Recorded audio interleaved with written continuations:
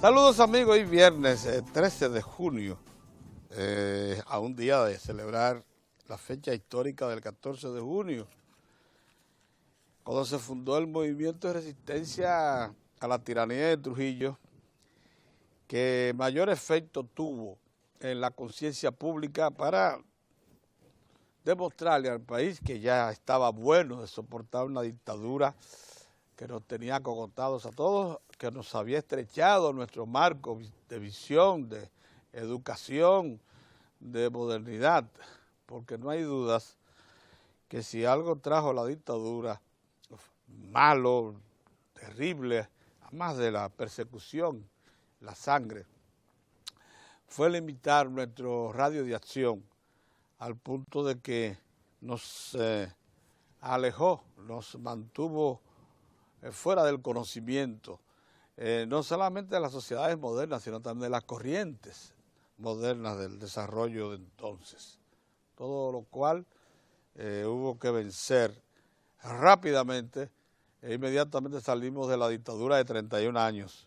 O sea, hubo que recuperar el tiempo perdido en apenas años, 2 o 3 años, para poder tratar de ponernos al día con lo que estaba aconteciendo en todo el mundo.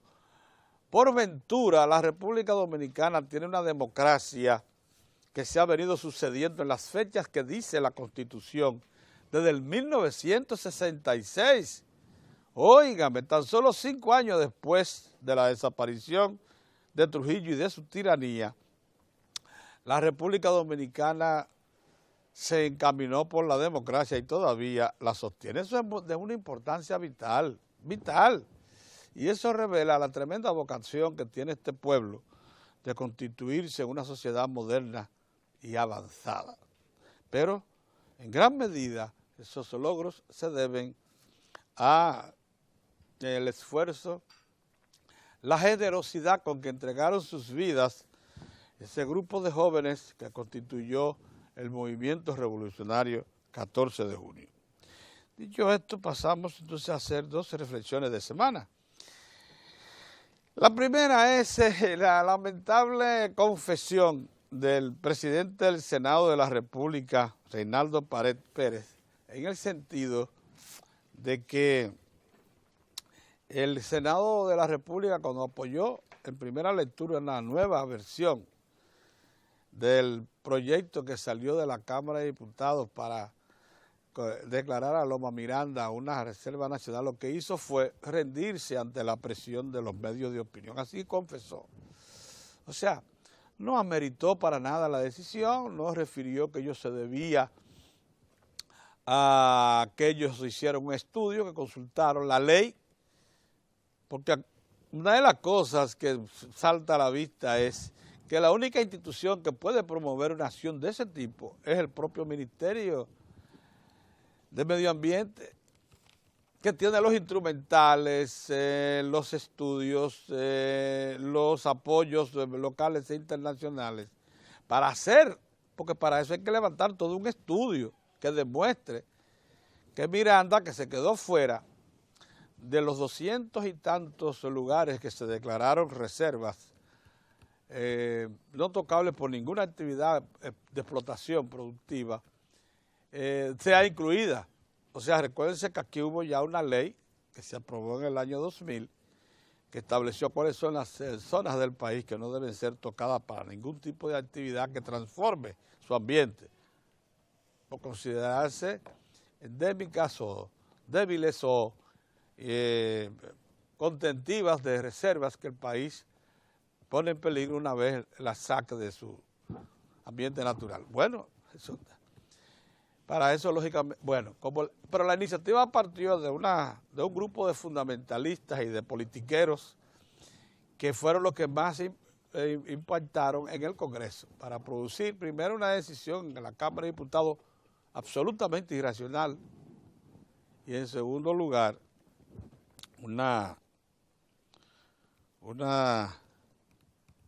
un seguimiento por parte de los senadores del mismo comportamiento, cosas que aquí deben lamentarse muchísimo. Lógicamente, para ablandar los efectos de una decisión tan irresponsable, el presidente del Senado tuvo que acompañarla de la recomendación a las autoridades y al propio gobierno de que aprovechen la ocasión para establecer una política minera. Cuando acontecen cosas como esas, que uno sabe que está motivada esencialmente por el deseo de los representantes que provienen de instituciones políticas de preservar el puesto, más que otra cosa, y no de cumplir con su responsabilidad de legislar para un sano y previsor desarrollo económico y social e institucional de la nación, uno tiene que lamentarse. Lógicamente, la decisión puede interpretarse de muchas maneras porque después de todo regresa el asunto al principio. Esa primera aprobación en primera lectura del Senado lo que hace, al introducirle modificaciones, lo que hace es ahora convertirla en una pieza que aún más violenta una serie de disposiciones constitucionales, porque también, además de incursionar en una zona que le está reservada a órganos propios del Estado, como es el Ministerio de Medio Ambiente, también crea figuras impositivas, y ustedes saben que eso no lo pueden hacer, a menos que se diga de dónde van a salir se identifiquen las fuentes. Pero todo eso está por verse, todavía el asunto entonces regresa al punto casi inicial. Lo que importa es saber que en esta ocasión fueron los sectores de presión los que condujeron a una decisión de un órgano tan importante como el Congreso, el Poder Legislativo. El otro comentario, también reflexión que queríamos hacer es lo siguiente. Importa cómo se llame, si muro o paredes, lo que importa es que ya ha recorrido un gran trecho, tanto como para que sea una petición del ministro de las Fuerzas Armadas.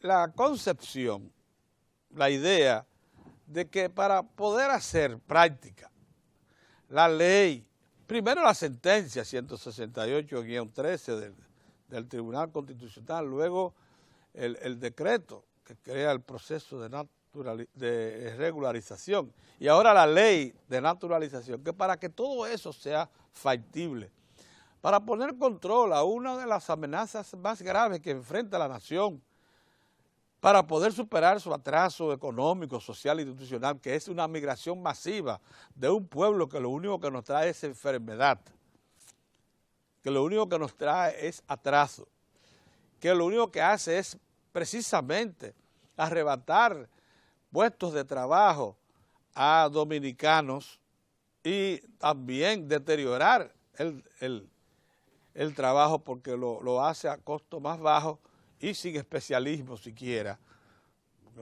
porque muchos de esos obreros y trabajadores que vienen de aquel lado son improvisados y desplazan precisamente a expertos. Aquí se creía hace 10 años que iba a ser imposible, que si había una zona donde los trabajadores migrantes haitianos no iban a poder penetrar porque no tenían cultura de eso, era el cultivo del arroz.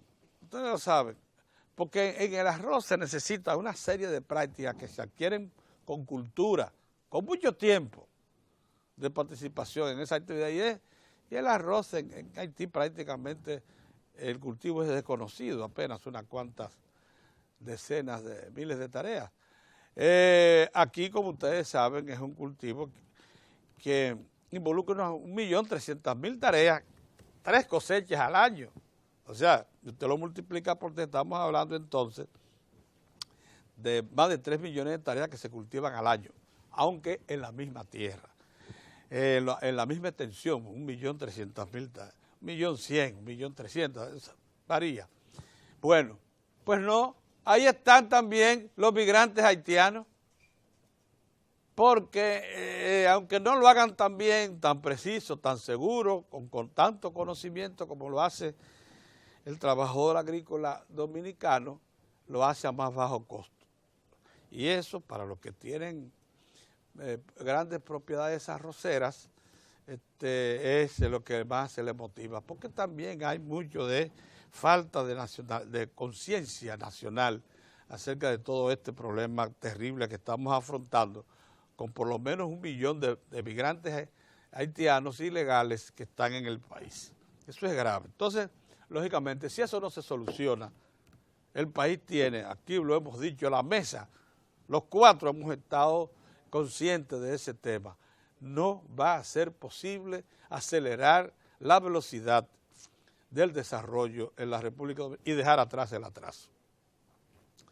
Entonces, levantar evidentemente estructuras que impidan el trasiego libre, incontrolado de migrantes haitianos, ahora que las autoridades de Haití, el gobierno de Haití, está conformando políticas migratorias masivas, como si no tuviéramos claro que están apuntando hacia este lado. El Ministerio de Relaciones Exteriores, promoviendo eventos para elaborar políticas de migración masivas, que el periódico semioficial de Haití,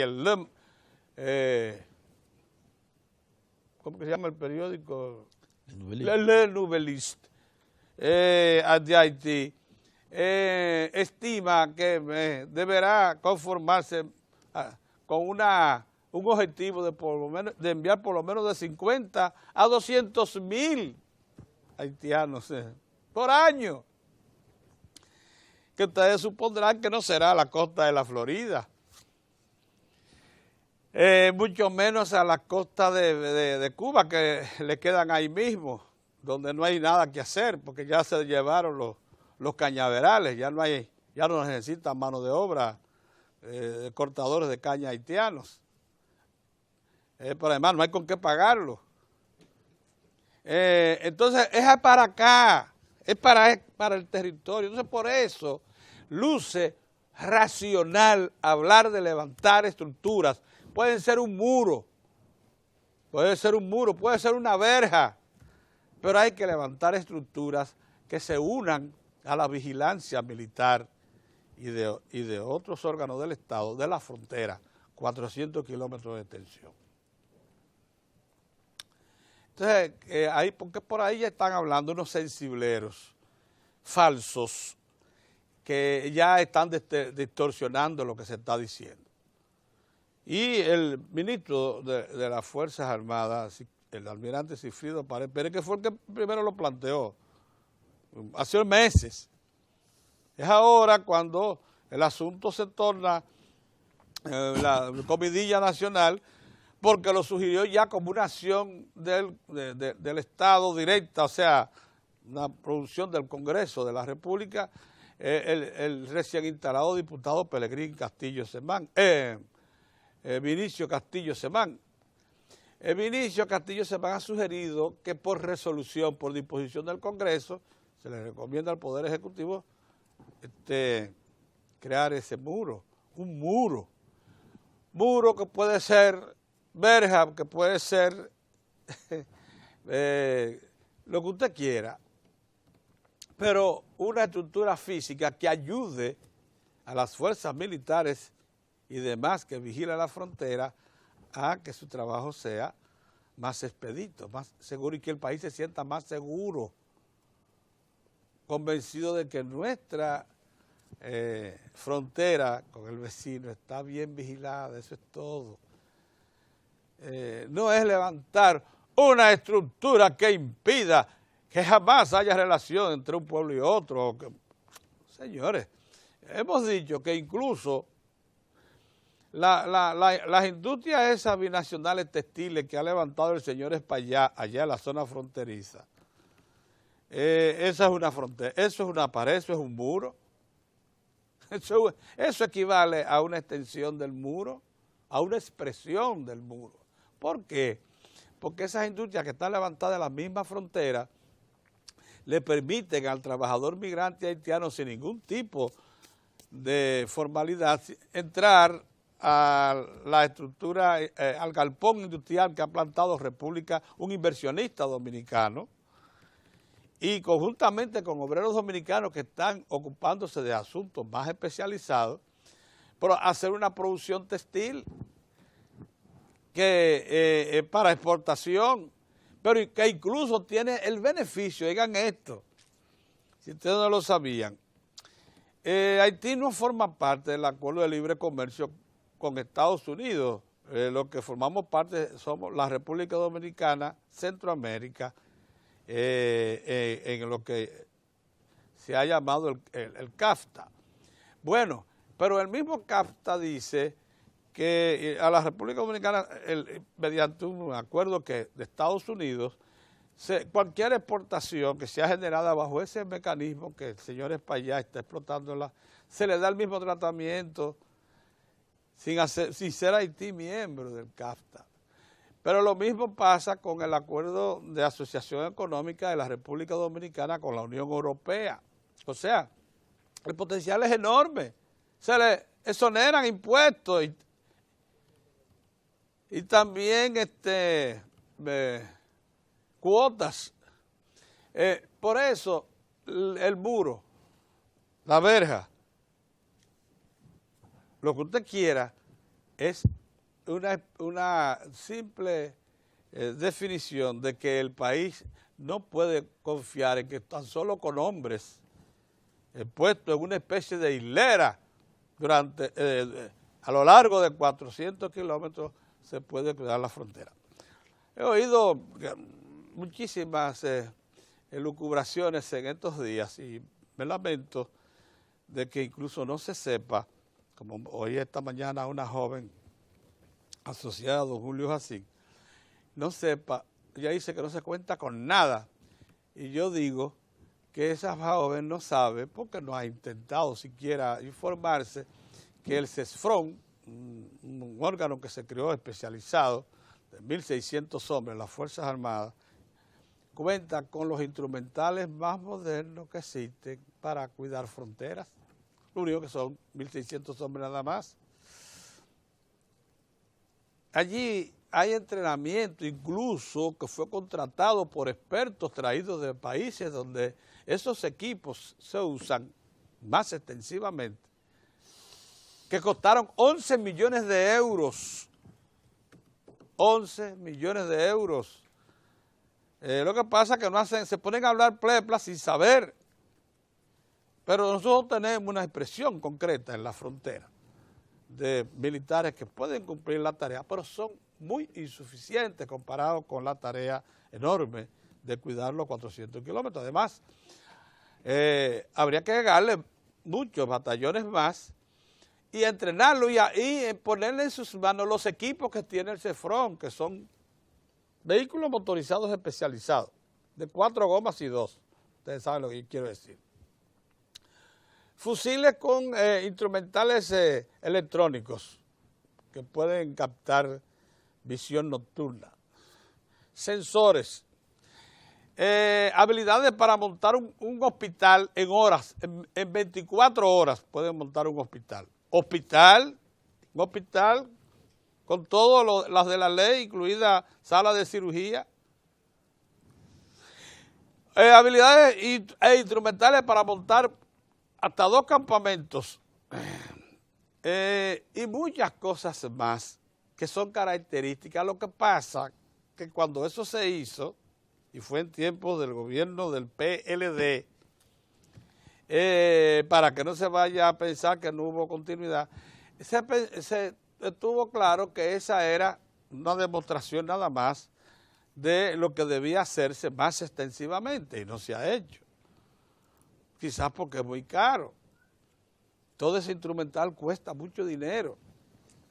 Y además porque probablemente era un ejercicio, un plan piloto, para ver si eso era posible implementarlo en los términos en que lo tienen otras naciones. Bueno, todas esas cosas las pueden, lo puede explicar el general Santo Domingo Clase, que es el jefe del CESFRON, y que por cierto, oí esta mañana que ha declarado que se ha reducido, después que ellos han incrementado la vigilancia, en un 60%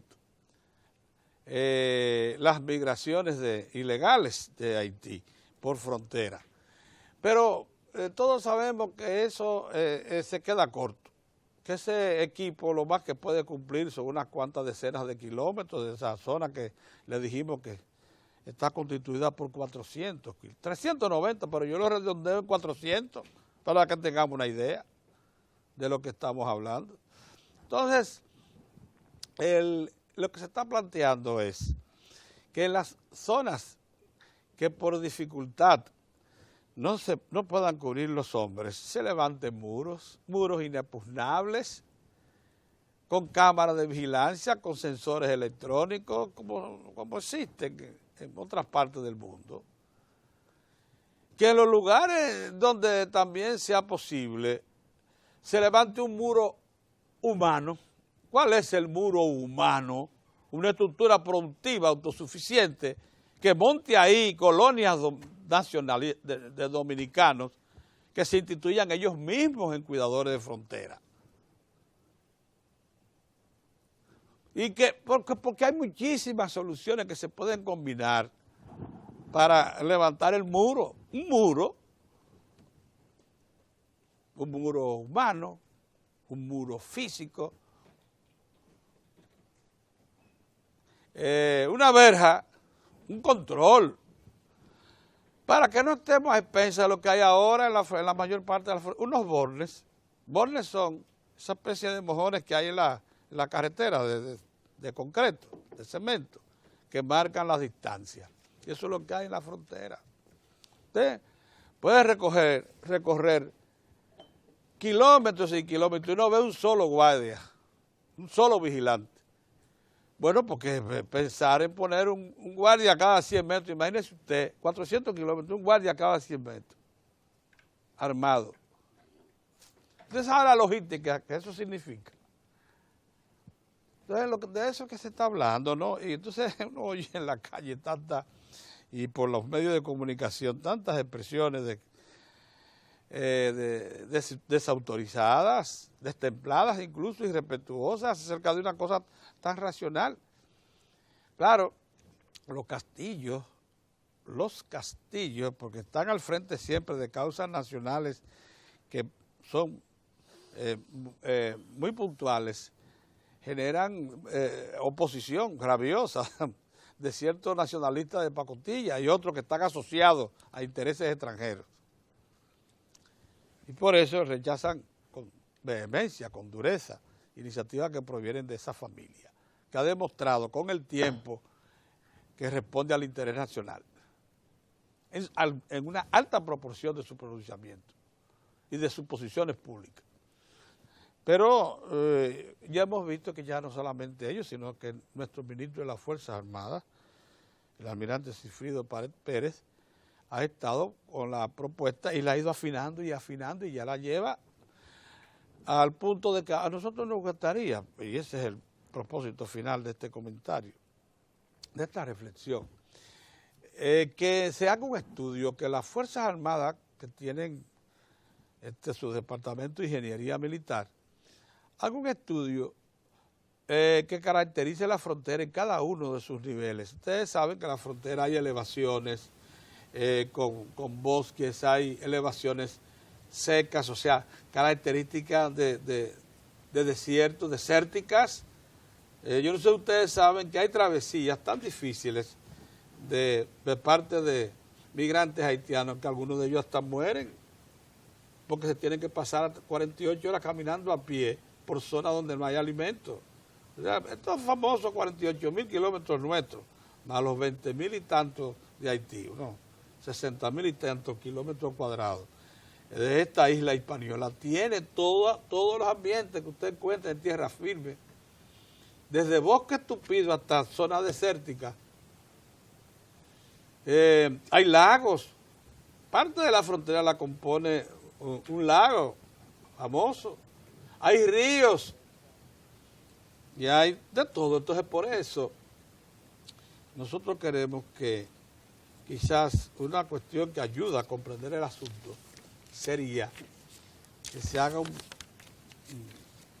proyecto de levantamiento topográfico de ingeniería militar, sugiriendo las características de eso y donde incorporar mayores vigilantes, porque es verdad que hay una cantidad enorme de hombres y mujeres en las Fuerzas Armadas de la República Dominicana, 55.000, que lógicamente pueden alimentar a los 1.600 hombres que están incorporados al CESFRON y hacer conjuntamente con las obras de Valladar, de Buro, de Verja, como usted quiera llamar, que se monte en frontera una estructura física y humana capaz de garantizarle al pueblo dominicano que por esa frontera solo va a cruzar mercancías autorizadas y supervisadas o migrantes, personas que tengan documentación y permiso de penetrar al territorio nacional. Eso es exactamente lo que se persigue. Buenos días, don Moza. Buenos días. Buenos días, don Juan. Buen día, don Pedro. Don Héctor. Buen día, Moza. Buenos días, ¿cómo te va, hermano? Pedro, a mí me gusta mucho en el gobierno ha estado un hombre público que ha servido por mucho tiempo. En la pasada administración del presidente Fernández de sus últimos cargos fue el Procurador General de la República, el doctor Abel Rodríguez del Orbe.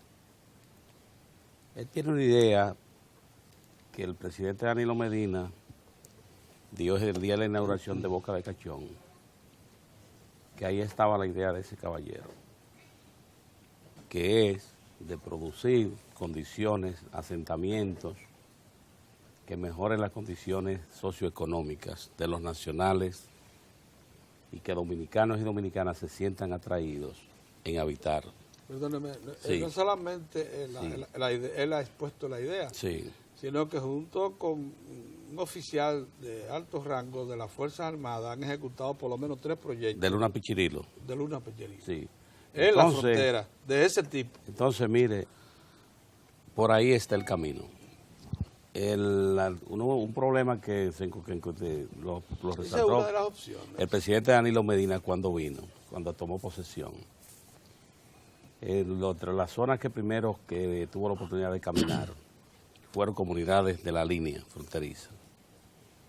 Y ahí descubrió comunidades que se ha ido casi toda la población dominicana.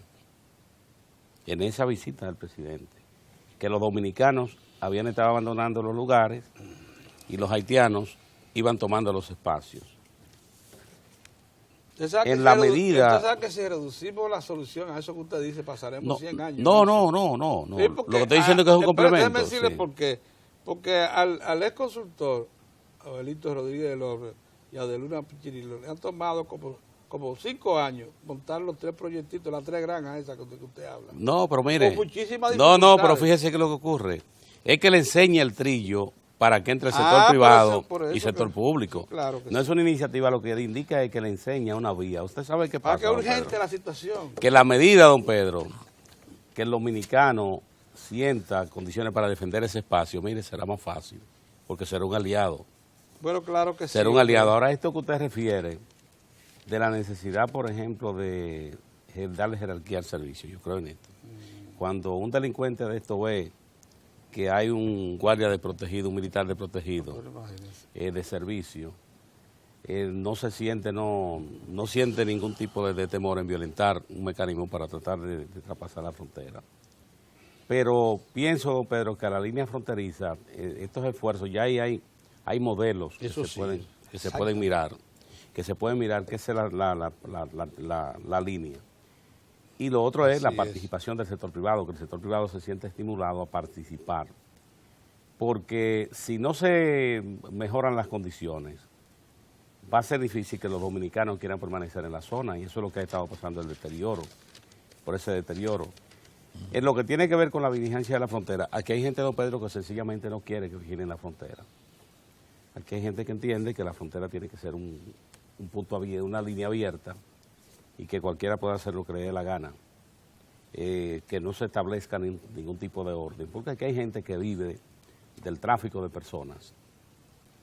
Oiga, solo hay que verlo, daba el director el CESFRON daba la información de los miles de ciudadanos haitianos y otros extranjeros que han tratado de entrar por las fronteras en los últimos tiempos, que han tratado de entrar. Y usted dice, bueno, pero no entienden que República Dominicana está en un proceso de regularización de extranjeros porque apuestan a vencer por agotamiento a las autoridades. Entonces, pienso, don Pedro, que esto de las condiciones socioeconómicas, de estimular al dominicano, estimular a la dominicana que defiende ese espacio y que tenga, por ejemplo, los asentamientos agropecuarios, todo esto que en los orígenes de las provincias pedernales, la provincia Pedernales, por ejemplo, la provincia Independencia, la provincia Elías Piña, estas provincias tuvieron sus orígenes en ese propósito, que se convirtieran en comunidades para defender la frontera dominicana e incluso para respetar la línea de la frontera. Pero todo eso pasó a la historia hasta encontrarse con la dificultad de que se entiende que la frontera no es un espacio para respetarlo, sino que cualquiera puede hacer lo que le dé la gana. De ahí que no se puede rechazar ninguna de las opciones que se están planteando, sino discutirla y llevar a cabo lo que se entienda viable, porque tampoco usted no hace nada con plantearse soluciones que no va a poder ejecutar. Esto a propósito de lo que se estaba planteando, porque uno de los problemas más difíciles es el desinterés de las comunidades dominicanas, de los dominicanos de la zona que han estado abandonando el espacio de la frontera. Eso se ha convertido en un problema, porque el espacio que han estado dejando los dominicanos lo toman extranjeros. Y en este caso los haitianos, que son los que están cerca, y muchas veces ni siquiera hay un seguimiento a los asentamientos que se dan. En mi tema de hoy, yo quiero hablar de lo que ha estado ocurriendo en la República Dominicana durante los últimos meses, y también muestra cómo cuando se deciden políticas públicas en procura de un objetivo, se logra. Cuando en la administración del presidente Leonel Fernández se comenzó un programa intensivo de construcción de escuelas, hubo gente que se mofaba y decía que para qué tantas escuelas. Y ocurre que se inauguraron, el presidente Fernández estuvo inaugurando escuelas hasta las últimas semanas de la administración. Ese programa intenso ha sido, lo tomó el gobierno como una prioridad la construcción de escuelas. Y para que ustedes tengan una idea de lo que ha sido ese programa en la administración del presidente Danilo Medina, a la fecha tiene más de 220 escuelas, ha construido la administración del presidente Danilo Medina. Y quiero resaltar en esto que se construye una escuela, pero al poco tiempo se descubren necesidades, incluso en la misma provincia, en la misma ciudad donde se construye una escuela nueva. Esto para entender la necesidad de espacio que tiene República Dominicana de escuelas. Y también para entender lo importante es que cuando una administración de gobierno asume un objetivo, que lo ejecute, porque cuando comienza o cuando lo anuncia, siempre vienen los cuestionadores. Cuando esos programas que se desarrollaron de manera intensa, 2010, 2011, 2012, cuando la administración Fernández comenzó a intensificar ese programa, se produjeron muchos cuestionamientos.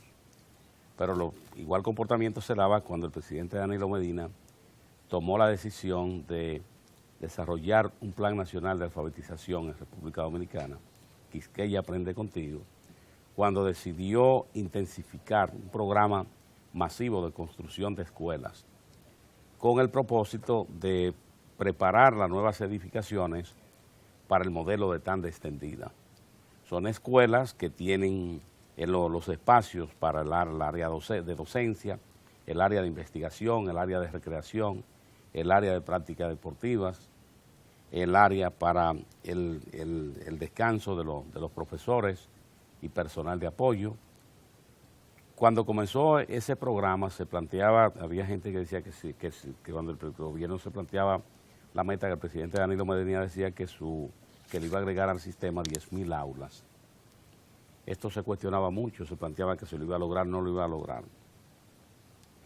Hemos recibido la información de que ya el gobierno está en el punto, o sea, de anunciarle al país que efectivamente en este año logra esa meta agregarle al sistema 10.000 aulas, que esto incluye aulas que se rehabilitan, aulas que se transforman, como está ocurriendo también en algunas de las escuelas que existían. ¿Qué quiero resaltar en esto? Que sencillamente cuando una administración toma una decisión, si tiene un proyecto claro y definido, como en este caso lo ha tenido el presidente Danilo Medina desde que asumió la administración, que vino con esa visión y esa decisión de ampliar y establecer en República Dominicana el modelo de tanda extendida. ¿Qué se procura con ese modelo?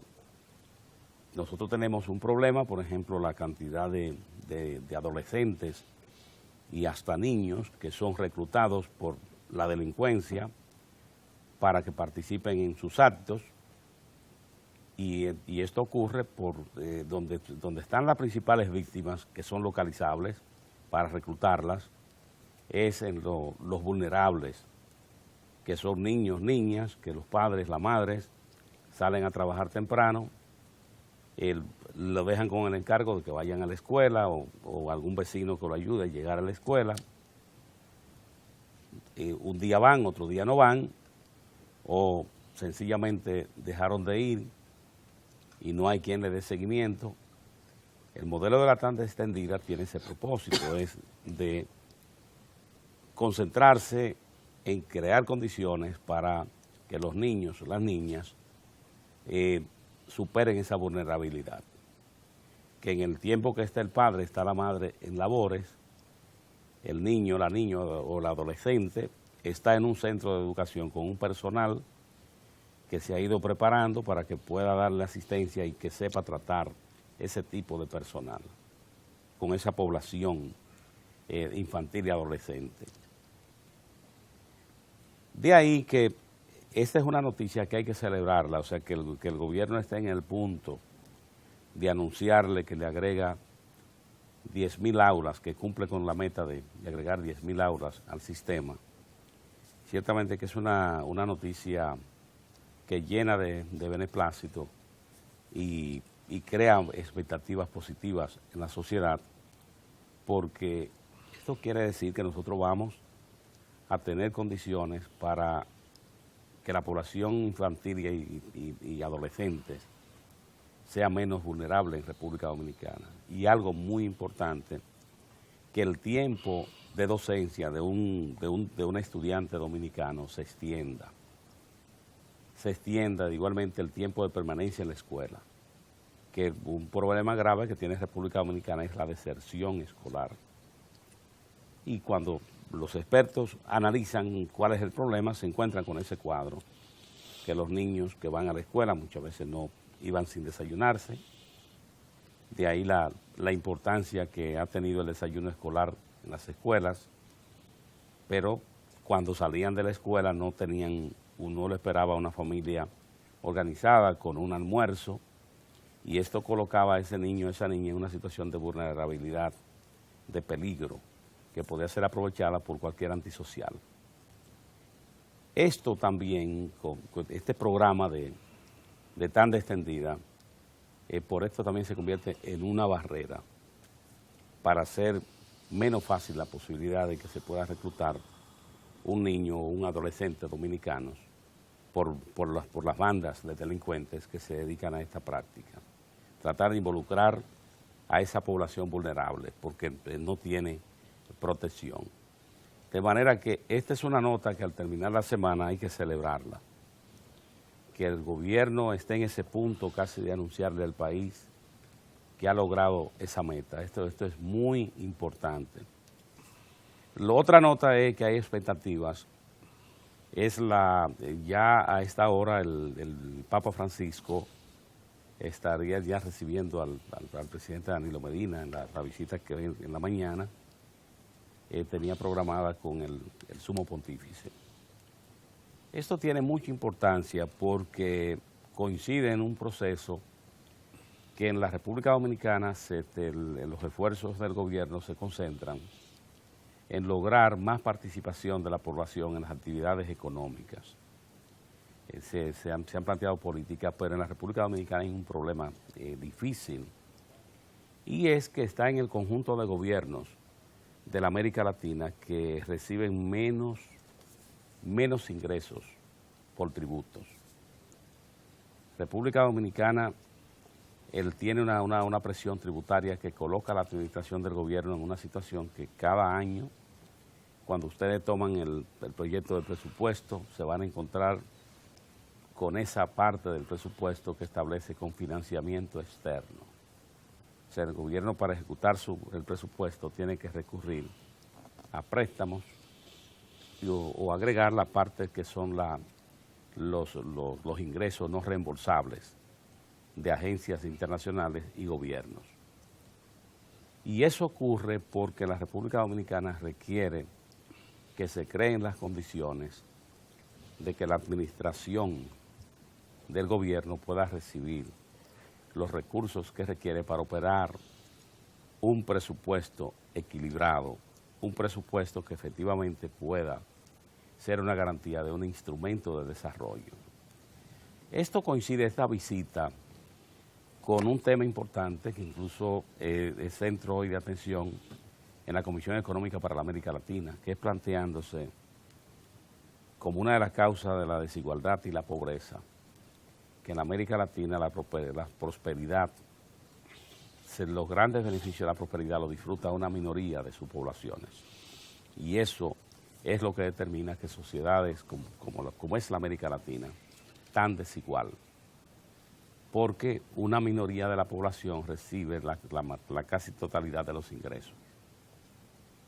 Y esto, en una visita al Papa Francisco, el presidente Danilo Medina, es importante, porque el Papa Francisco es una figura de la Iglesia Católica que sí tiene un conocimiento claro del rol de la Iglesia en el mundo y su rol de una doctrina social.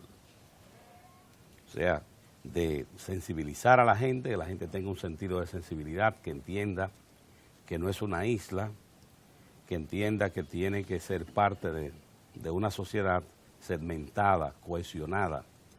Y una sociedad se cohesiona cuando una sociedad no es tan desigual como es la de la República Dominicana y de la mayoría de los países de la América Latina, por no salir de la región. Entonces, esto, de ahí le conferimos importancia, porque ese es un tema, porque el Papa Francisco también ha estado preocupado por esas condiciones que se dan en la América Latina.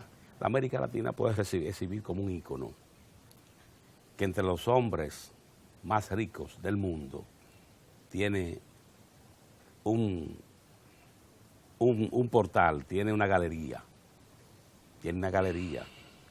una galería que hay que usar recursos ya para poder verse esa galería, el tamaño de esa galería, cuando usted la compara con la totalidad de lo que es la población de la América Latina.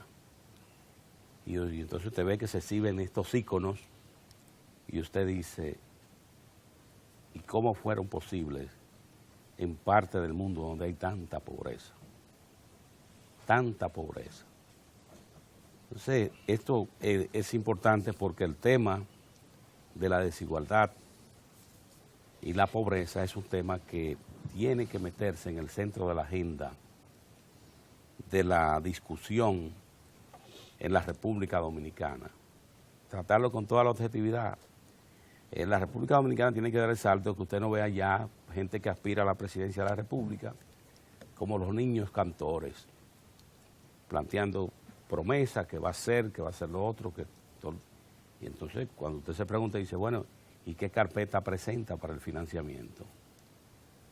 Y esto entonces cuando llega la hora de la verdad, en el caso de lograr el objetivo, se encuentra con la frustración de que un problema es la falta de ingresos, que las administraciones de gobierno no reciben los ingresos que requieren, porque son países también, el caso dominicano, por ejemplo, con una cultura de los impuestos regresivos. Tiene, por ejemplo, un impuesto vital para la República Dominicana, el impuesto a la transferencia de bienes industrializados y servicios. ¿Quiénes pagan ese impuesto? Lo paga la totalidad de la población, pero en definitiva lo terminan, la mayor carga la sienten los de menos ingresos. Los de menos ingresos. Ese obrero que para ganarse un salario mínimo tiene que hacer múltiples esfuerzos, pero ocurre que cuando él compra un enlatado o compra algo que viene envuelto en una cajita, él tiene que pagar ITEVI porque ese es un bien manufacturado. Tiene que pagarlo. Y termina en un cuadro que dice, bueno, pues los ingresos no me dan ni siquiera para yo comprar todos los alimentos de la familia. Entonces, es importante la visita de hoy porque el Papa Francisco es un hombre que conoce esto muy bien por su trabajo en la iglesia, o sea, porque le tocó vivir procesos interesantísimos en la iglesia, y el presidente Danilo Medina, que tiene una idea del rol de un político, el cual de ser un hombre de servicio, que la política tiene sentido en la medida que un político pueda lograr las condiciones para hacer transformaciones en su país que le permitan mejorar las condiciones de la colectividad nacional. Es decir, que participen los que no están participando, que tengan oportunidades los que no han tenido oportunidades, con una visión de una sociedad sin exclusión. Correcto. Que la cultura de la exclusión se eche a un lado. De ahí quería de don Pedro Mozart decir esto a propósito de esa visita, porque nosotros sabemos que hay toda una cultura de un pensamiento social en la iglesia. Así es. Y el Papa Francisco ha sido un exponente de ese discurso. Mozart. Bien, buenos días. Mire, está haciendo un calorcito peligroso. Así que aproveche la sombrita y colóquese debajo porque oye, está peligroso el calor. Tomar mucho líquido, tener una ropa fresca, ¿verdad? Sobre todo aquellos que no tenemos la obligación, que mandan las circunstancias de andar con estos flujos. Deberíamos ir recreando una guayabera debería ser. Una cultura de aquí en el trópico, que no tengamos, que el rigor de la televisión sea menos fuerte, ¿verdad? Reclamándonos, andar encorbatados, casi ahorcándonos, y andar un poquito más fresco. La gente se ve bien como quiere, que lo que se va a ver bien se ve. Lo importante es el contenido. Miren, por aquí estuvo, o debe estar, vacacionando el presidente Martelly, presidente de Haití. Ay, sí. Se colocó en Punta Cana. Con la arena blanca de la se zona. colocó en Punta Cana, en el este, y allí lo recibió la familia Reinieri, una familia pujante, una promotora del turismo de primerísima... Del este. Del este. Promotora del turismo del este. Del este, exactamente, del este. Entonces, ustedes saben que los Reinieri allí han hecho todo un remanso de paz, diversión y buena vida allí en el este. Pues Martelly vino buscando un modelo similar. Y específicamente a proponer, de Bávaro. Vino buscando un modelo, Martelly. Fíjense lo que anda el presidente de Haití. Él viene a buscar porque él quiere que ese modelo de Punta Cana, esa estructura, esa infraestructura hotelera, él quisiera verla ya en su país. Vino él con ese propósito. Bueno, siempre es bueno cuando un presidente de una nación pues empuja acciones o motiva acciones habría que ver, a lo mejor él será uno de los principales inversionistas, ¿verdad? Pudiera ser para promover un proyecto hotelero en Haití al estilo en Haití, uno de los países más pobres del mundo, pero con un proyecto de esa naturaleza. Pero entonces aprovechó por acá y mandaron una nota, porque eso fue una nota que enviaron no sé la procedencia. Sí, una nota con la foto la mandaron. Sí. Una foto, ¿verdad? A lo mejor y fue el mismo mandaron grupo. también fírmica para la televisión. A lo mejor fue el mismo. Yo no sé quién fue que la mandó. ¿Tú sabes quién fue que la mandó? No, porque llegó porque te la mandó a tu periódico. Sí, llegó a Lo que la pasa es revista que diaria. hubo dos periódicos de la zona de Bávaro, de Higüey, que fueron convocados a la residencia. No, para la revista diaria y a los periódicos la mandó un servicio de prensa, dice. ¿Servicio de prensa de quién? Pero, eso es lo que no... no sé de quién. Bueno, pero no, entonces no es lo que es importa. que hubo dos periódicos de la localidad sí, que sí, fueron sí. convocados. Está bien. Y participaron. Ok. Sé que yo le digo los nombres. Uno que se llama Bávaro News. Bueno, el grupo. Tiempo de Higüey. Sí, ya, claro, muy ya. bien. Bueno, el asunto es que enviaron una nota con unas declaraciones del señor Martelly, el presidente de una nación a quien la racionalidad de este lado, no esa gente, sino la racionalidad de este lado, y organismos internacionales le está reclamando que aporte en todo este proceso de regularización. Él no se refirió a eso. No habló. No. Ese señor es tan irresponsable, de eso no habló. Él de lo que habló fue de que él quiere meter un Punta Cana en Haití. Y de que además, que lo de Danilo, que él abraza a Danilo, que se parece, es un presidente de palabra, dice él, Sí. pero le falta. O sea, que está muy todo lejos este de la proceso solución. está muy lejos de la solución, dice este señor, Sí. el presidente Martelly, el presidente haitiano, que estuvo en Punta Cana y que quiere un Punta Cana, una réplica de Punta Cana en Haití, el país más pobre de allá, pero que no se ocupa de buscar los recursos para darle documento a sus conciudadanos, que mantiene en Haití, ¿cómo es que dice Juan Bolívar que nosotros somos? Que, no, con la sentencia. ¿Qué fue que caímos con la sentencia? De todo, o sea, que despojamos de nacionalidad. Genocidas. Genocidas. Sí, así es. Bueno, ese es el término. Fue el principal genocida ahora, porque han pasado muchos genocidas, es Martelly, que le niega los documentos a sus conciudadanos. Como presidente de la República Haitiana, le niega la documentación. Y para darle documentos fuera de allá, difícil. Se la pone difícil porque lo cobra $80. El combo son $80. El combo supera un poco más de los 80. Más de los 80 el combo. Pasaporte, para sus autornacimiento. Para sus conciudadanos pobres, él pide eso porque él como jefe de gobierno y su gobierno está recaudando un proceso que le corresponde a Haití otorgarlo, además de que cuenta con un Estado dominicano generoso, que le está dando 1.000 millones de pesos a los haitianos residentes ilegalmente en la República Dominicana para que se doten de recursos, para ayudarlo. Oye, entonces Martelly anda detrás de una réplica de Punta Cana del lado haitiano, que supone, él es un hombre de mucho dinero, porque bailando, él tiene un combo. Él tiene un combo. Sí. De ascendencia internacional. De ascendencia internacional, sí. Muy bueno, que baila y él hace tritilla, hace todas esas cosas. No. Entonces él anda promoviendo eso. Pero vino aquí, se quedó calladito, no dijo absolutamente nada con relación. Lo que vino fue a reclamar, a decirle que lo que está haciendo el presidente está bien, pero que no es lo suficiente en materia del plan de regularización. Ese señor es un burlón, ¿eh? Y entonces aparece ahí en la foto con los Ranieri, muerto de la risa. Cuando yo pienso en los Ranieri y veo la hospitalidad de ese grupo, pienso en un amigo mío. También. Sí, un amigo mío que es un comunicador.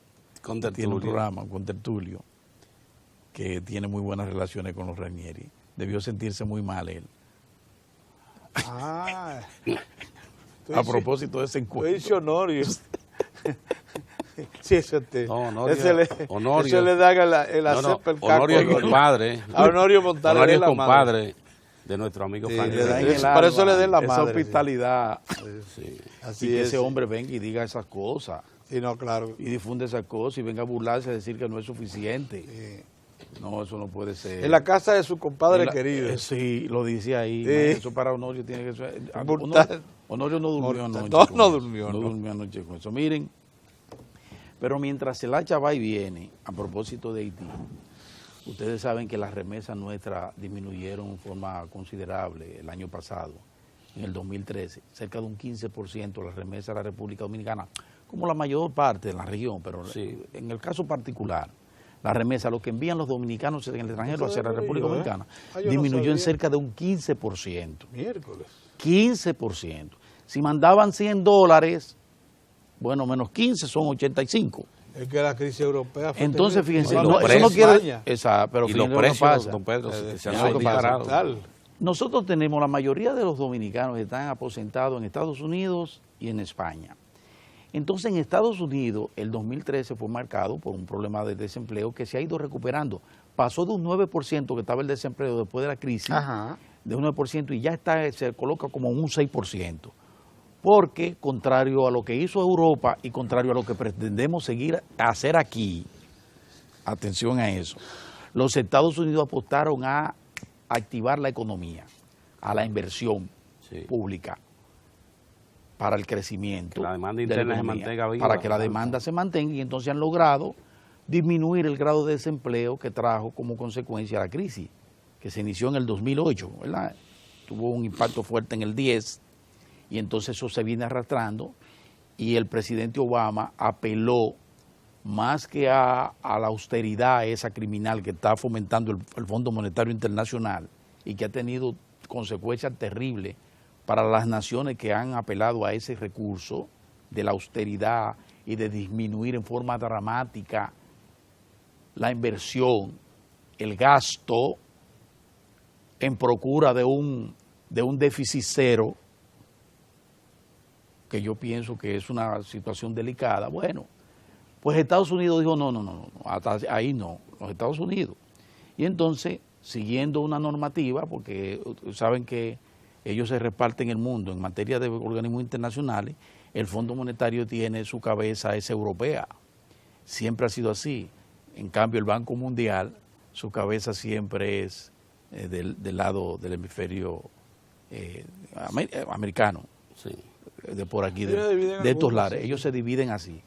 Entonces los europeos... El puesto clave se lo dan a los japoneses, exacto. Entonces los europeos apostaron a eso de, bueno, reducir déficit y vamos a controlar el gasto y vamos incluso a restarle a la gente, a la población, todos esos programas sociales, recortarlo en forma considerable, y la hecatombe llegó.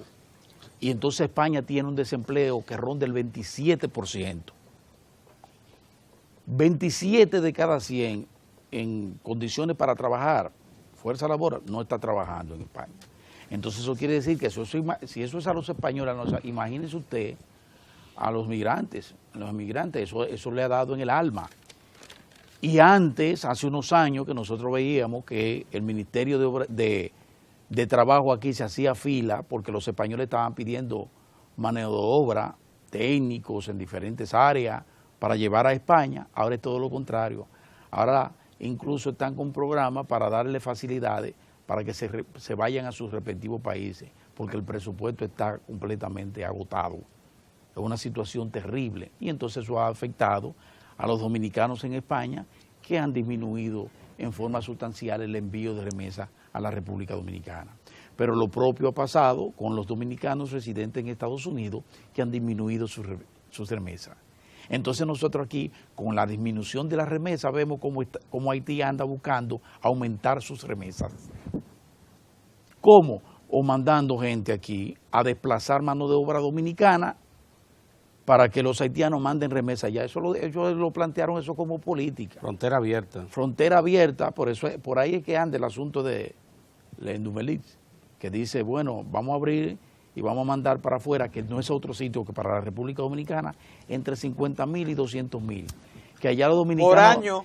Por año. Que los dominicanos no les gusta trabajar o no trabajan por lo que nosotros sí trabajamos, y esa gente va a mandar dinero para acá. Nos quitamos un problema social.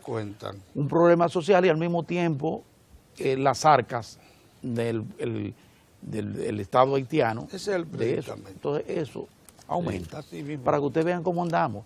A nosotros se nos disminuyen las reservas en casi un 15%.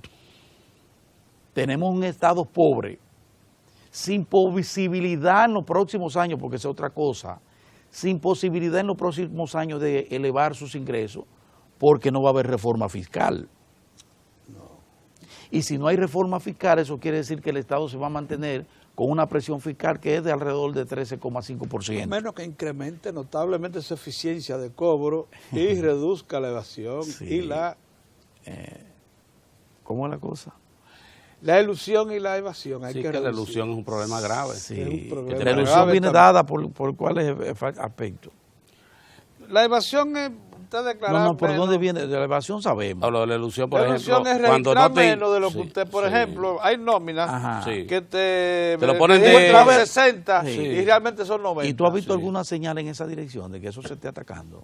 No, pero siempre es lo que planteamos como un problema que aquí tiene que solucionarse. No. Hay que aumentar la presión fiscal. Pero no se va a aumentar en los próximos 2 años, porque ya el presidente Danilo Medina entiende que no hay reforma fiscal ahora. Lo que quiero decir es que frente a eso tenemos otro problema también, fíjense. Y quiero insistir, a mí ni siquiera me gusta mencionar el asunto de Saloma Miranda y Falcon Brí, esa situación. Ya. Tengo mi reserva con esa situación, Sí, ya. por la forma en que se ha manejado eso.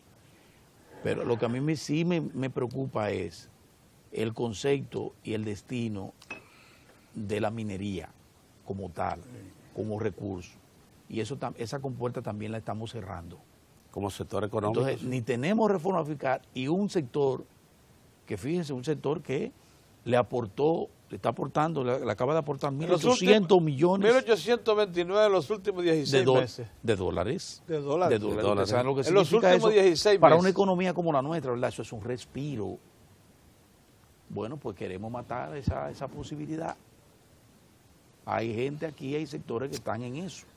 Además de los otros que quieren que detengamos todo el proceso de inversión, de inversión pública, que también es un elemento que genera inversión privada al mismo tiempo y genera empleo. Entonces la situación es complicada. Por eso digo, prestémosle atención a este tipo de actitud que a uno realmente le lacera, esa del presidente Martelly y su frescura y su atrevimiento, reclamando que todavía queda mucho por hacer y que hay que continuar, que no tiene que venir a reclamar nada y venirse a colocar aquí a decir esas cosas. El periódico lo califica de Provocador. agayú. Periódico El Provocador. Caribe, un comentario semi-editorial Provocador. que tiene, dice que haga yo. Es un provocador, pero es porque, Sí, nosotros, un agayú. es porque nosotros le permitimos ese tipo de cosas. Pero lo importante es que la OEA, ahora hay un suelto de la OEA, lo vi aquí hace un momento, que le está reclamando, se ha unido a Naciones Unidas, que lo hizo también, qué bueno, y hasta los curas jesuitas han planteado, porque hay que reconocer que ellos le han planteado a Haití, a través de la cosa esa, ¿cómo se llama? La Montalvo. El centro Bonó. Ah, Centro Bonó. Sí, que Perdón, tienen que dije asumir Montalvo. su El responsabilidad. centro, Traicionó el subconsciente. el Centro Bonó. Sí. El Centro Bonó, que está solicitando, reclamándole a Haití que ponga los chelitos para ayudar a sus conciudadanos aquí en la República Dominicana a regularizarse, porque tiene que ser así. Entonces yo pienso que es momento de primero llamar la atención a este señor, al presidente Martelly, que anda en busca de una réplica para colocar allá una inversión, tener un Punta Cana en el lado haitiano, que en el interín saque recursos de lo que tiene, de lo que recibe y que no se ve en la población haitiana, no se siente en el pueblo haitiano, para por lo menos dotar de documentos a sus conciudadanos. Lo voy a dejar de ese tamaño, señores. Bien, señores, porque hoy viene la seguridad social y ya tenemos en nuestra sala de entrevista a un asociado nuestro que con frecuencia nos visita y nos pone al tanto. Y es necesario acudir a él, que es un médico en ejercicio, porque la chikungunya tiene que ver mucho con nuestra estructura de salud. La chikungunya por todo el país tiene que ver mucho con eso. Claro, porque Entonces, la explosión a los hospitales, claro, esa que presión que tienen los hospitales. Dicen de Clicker, ellos han estado cumpliendo con el protocolo. Andecli es el amigo de... Nuestro amigo de Mena. Sí, de Mena. Rafael Mena. Bueno, el doctor Gustavo Guílamo, consultor en asuntos de salud y de seguridad social, está con nosotros. Así que dentro de un momento pasamos a la sala de entrevista.